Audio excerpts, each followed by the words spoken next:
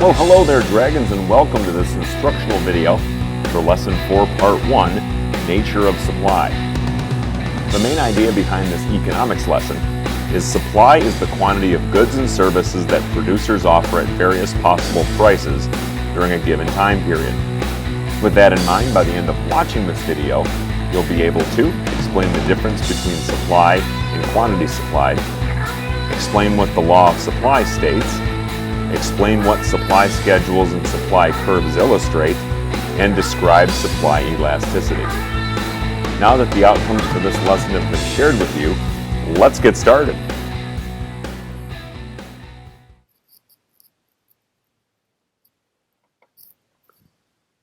To meet consumers' demand, producers deliver goods and services to the marketplace.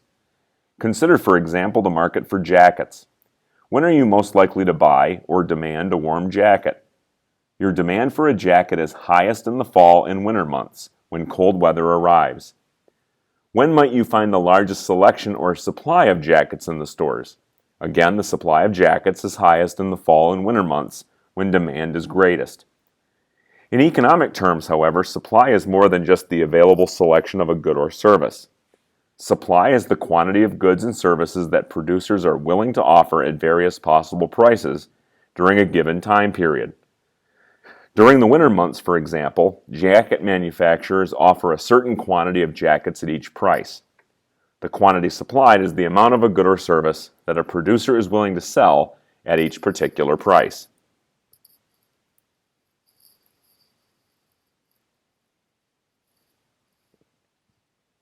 In a free enterprise system, price is the key factor affecting not only the quantity demanded, but also the quantity supplied.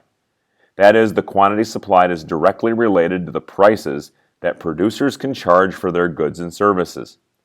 This relationship is described by the law of supply. The law of supply states that producers supply more goods and services when they can sell them at higher prices, and fewer goods and services when they must sell them at lower prices. For example, if producers of CD players can charge $300 for their products, they will make more CD players than if they could charge only $200. In other words, the higher price will lead to a larger quantity of CD players supplied. At the lower price, producers will supply a smaller quantity. What causes producers to vary their supply of goods and services in this way? Their actions are based on the pursuit of profits. This critical motivation helps explain the law of supply.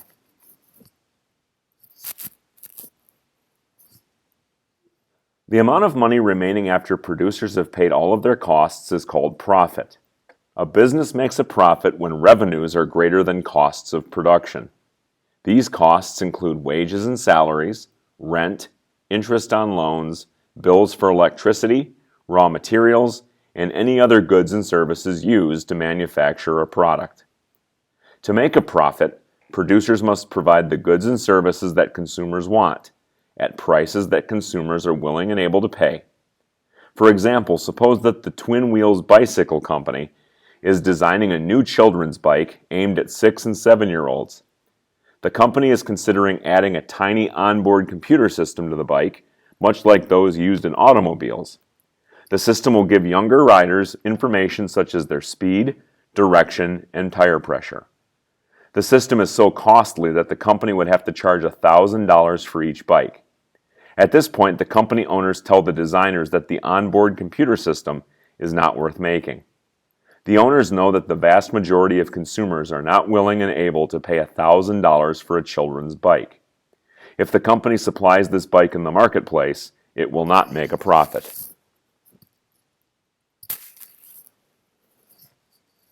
The profit motive has a far-reaching effect in free enterprise markets. It not only governs how individual companies like Twin Wheels makes decisions, it also helps direct the use of resources in the entire market. For example, imagine that Twin Wheels introduces a line of children's bikes that sell for $150. The new model is extremely popular, and the company sells thousands of bikes and makes good profits. The company increases its production of the bike in pursuit of more profits. Twin Wheels is not the only company to take notice of the market's high demand, however. On a broader scale, the company's sales and profits encourage other bicycle manufacturers to make more children's bikes. New bicycle manufacturers may also enter the market. All of these companies are pursuing profits. What happens if Twin Wheels finds demand low for its new line of children's bikes? Even after lowering the price of the bikes, it barely makes back its investment. The company decides to decrease production of the bikes. Likewise, the company's low sales and profits signal other suppliers that consumer demand in this market is low. Other bicycle manufacturers decrease their production of children's bikes and use their resources to make products that earn higher profits. The low demand also encourages new manufacturers from entering the market because they cannot expect to make good profits. In this way, profits help direct the use of resources.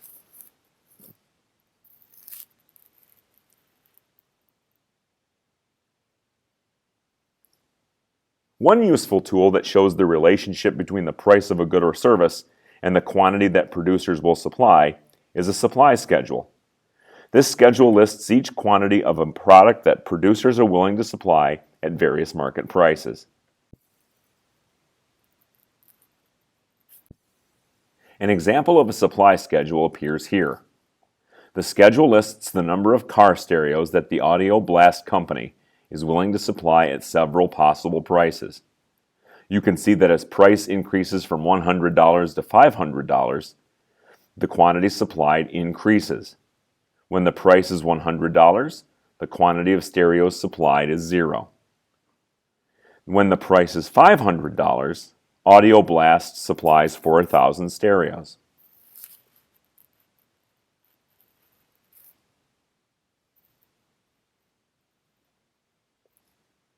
Supply curves are another way to show the relationship between the price of a good or service and the quantity supplied. A supply curve plots on a graph the information from a supply schedule.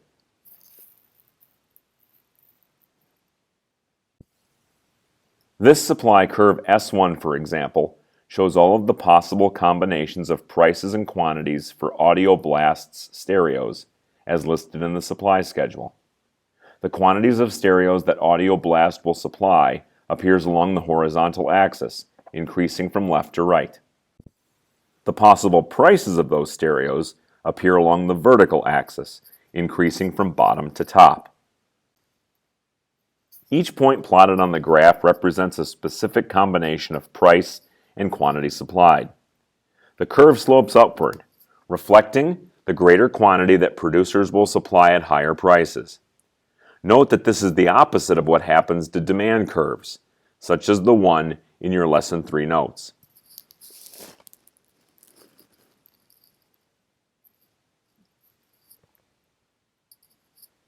The law of supply, supply schedules, and supply curves all point out the relationship between price and quantity supplied. They show that high prices for products lead to a large quantity of these products supplied, and low prices lead to a small quantity supplied. But how much of a change in price causes how much of a change in quantity supplied? As with demand, the answer lies in how elastic the supply of a product is. Elasticity of supply is the degree to which price changes affect the quantity supplied. A product's supply, like demand, can be either elastic or inelastic. What goods tend to have elastic supply? Elastic supply exists when a small change in price causes a major change in the quantity supplied. Products with elastic supply usually can be made quickly, inexpensively, and using a few readily available resources. Suppliers can change the production rates of such goods easily in order to meet changing consumer demand. Sports team souvenirs, such as t-shirts, posters, and hats, are an example of products with elastic supply. Consider what happens when a football team wins the Super Bowl. Demand for that team's souvenirs soars. They become more valuable to consumers and prices rise. What happens to the supply of those goods? Because these souvenirs can be produced quickly and inexpensively, the supply expands rapidly. In fact, within a few days of the team's victory, Stores are literally flooded with the souvenirs.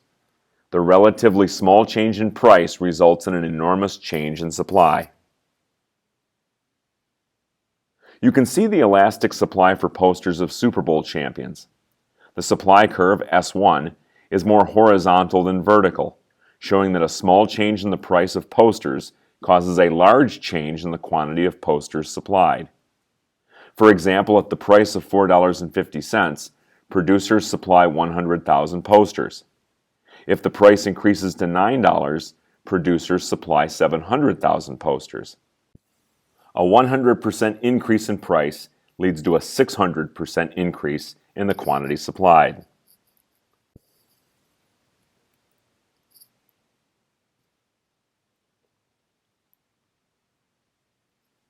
Some goods tend to have an inelastic supply. Inelastic supply exists when a change in a good's price has little impact on the quantity supplied. A product usually has an inelastic supply if production requires a great deal of time, money, and resources that are not readily available.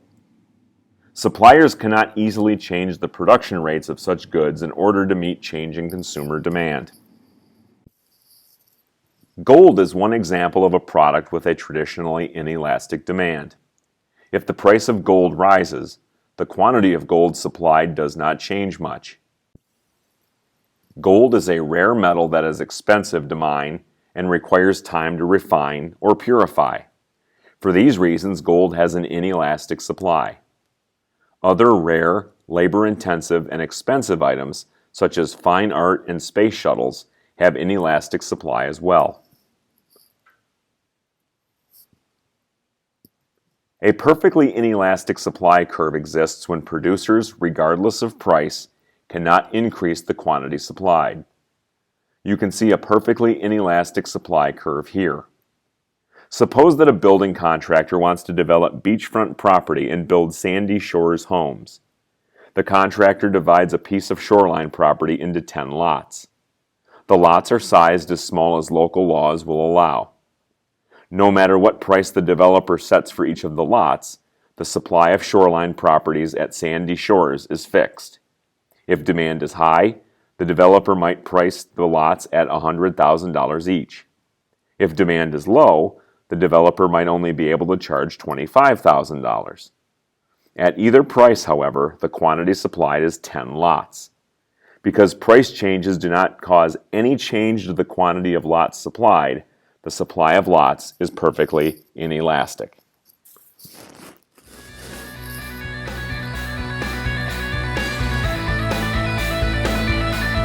So that's the way it is with Lesson 4, Part 1, Nature of Supply. At this point, you should know that the law of supply is influenced by the profit motive. Both supply schedules and supply curves chart the degree to which changes in prices affect quantities supplied, and the supply of goods can be either elastic or inelastic, depending on the product's characteristics. Don't forget to subscribe to my channel to have the entire catalog of economics videos available at your fingertips. Click the subscribe button and then click the follow bell to receive notifications as to when the channel is updated. Thanks for watching, and I'll catch you in class, Dragons.